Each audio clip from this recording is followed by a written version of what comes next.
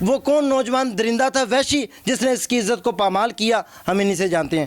بیٹی کی عزت کو پامال کرنے کے بعد اس کی نیوڈ ویڈیوز بھی بنائی اور اس کو بلیک میل بھی کرتا رہا کہ اب تم نے کسی کو بتانا نہیں۔ دروازہ کھلا تھا، اچانک اندر آیا، مجھے کہہ رہا ہے کیا حال ہے، ٹھیک ہو؟ میں نے بولا آپ کون ہیں اندر ایسے آ گئے ہیں؟ آپ دیکھ سکتے ہیں کہ یہ بیٹی ٹانگوں سے معذور ہے۔ بیٹا دکھاؤ آپ دنیا کو، یہ دیکھ سکتے ہیں اس کی ٹانگوں پہ پولیو ہوا ہے، اس کی ٹانگیں بالکل کام نہیں کرتی۔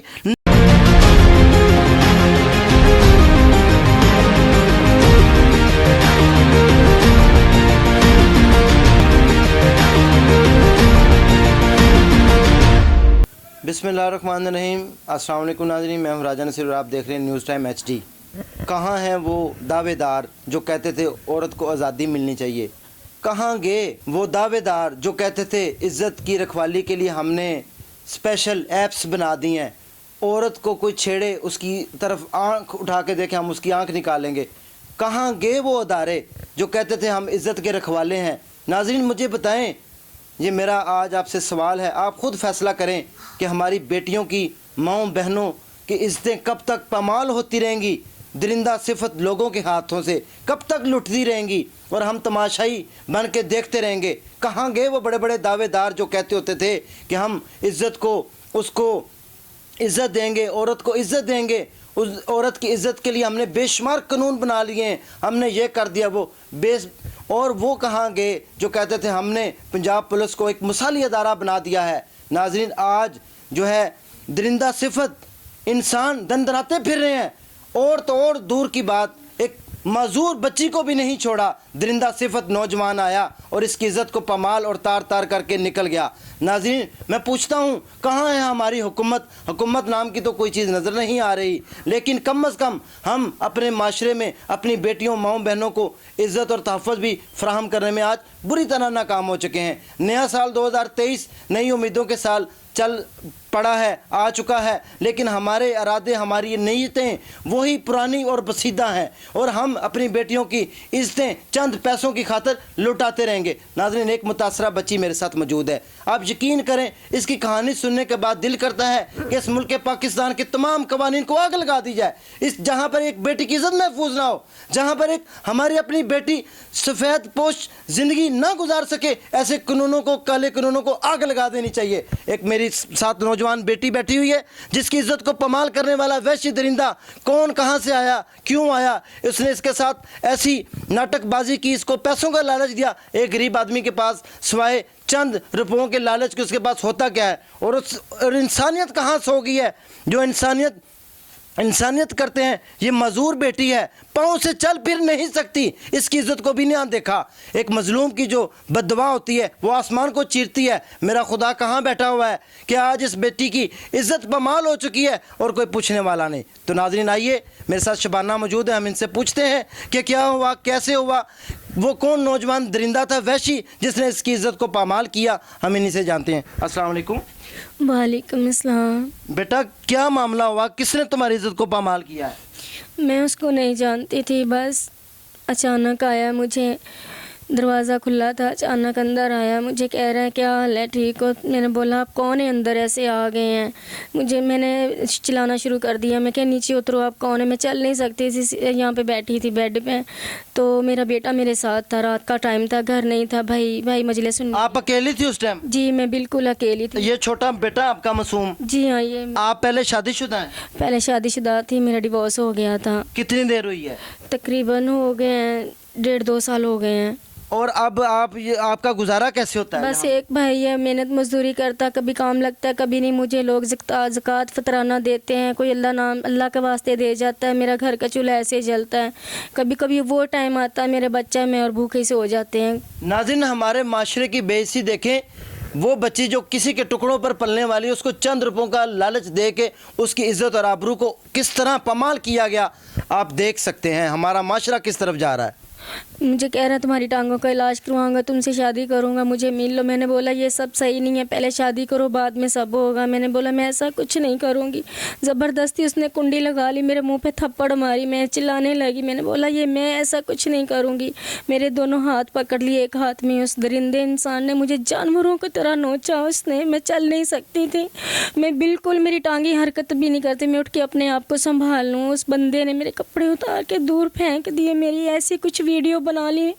मेरे बेटों को भी मारता रहा, वो रोता था, उसको 2-3 थप्पड़े मारी। मैंने बोला मेरे बेटे को मत मारो, मुझे मार लो, मेरे बेटे को मत मारो। मेरा बेटा सहम गया, बिल्कुल खामोश होके मैं अपनी आंखों के सामने मेरा तमाशा देखता रहा।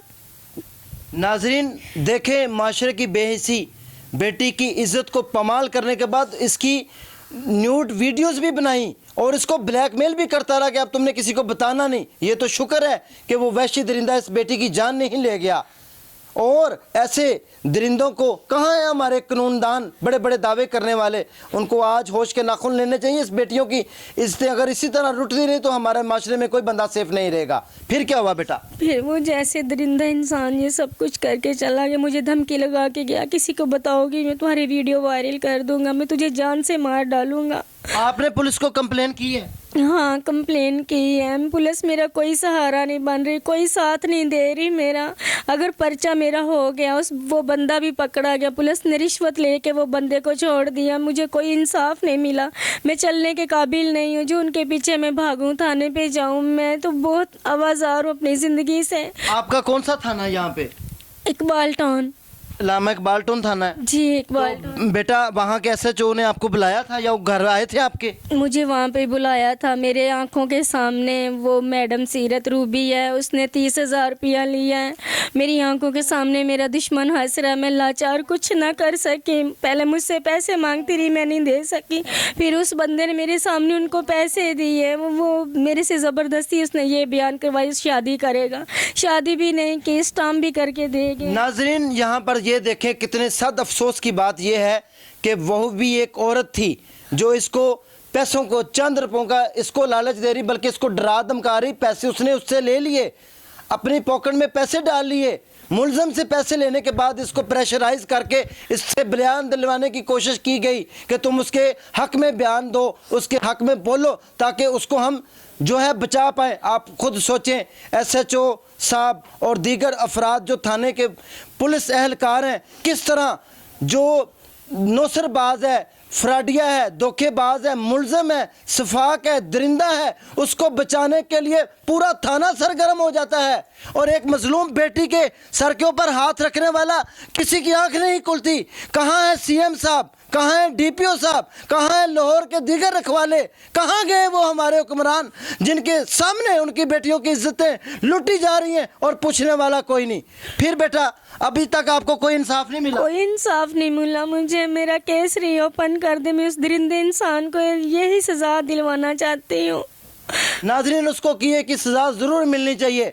पुलिस ने कोई कमी नहीं छोड़ी, कोई कसर नहीं छोड़ी उसको बचाने की। पुलिस का काम यही नहीं है। पुलिस के अदारे हमारे टैक्सों पर पलते हैं, पुलिस के अदारे हमारे टैक्सों से इनको पेमेंटें होती हैं, उनकी तनख्वाहें बनती हैं, हमारे खून पसीने की कमाइयों से इनको तनख्वाहें दी जाती हैं। लेकिन पुलिस की वही पुरानी बेहिसी और इस बेटी की इज्जत और आबरू एक तरफ, फैसला आपने करना है। नाजरीन आप देख सकते हैं कि ये बेटी टांगों से मजूर है। बेटा दिखाओ आप दुनिया को, ये देख सकते हैं इसकी टांगों पे पोलियो हुआ है, इसकी टांगें बिल्कुल काम नहीं करती, नकारा है इस बेटी की टांगें।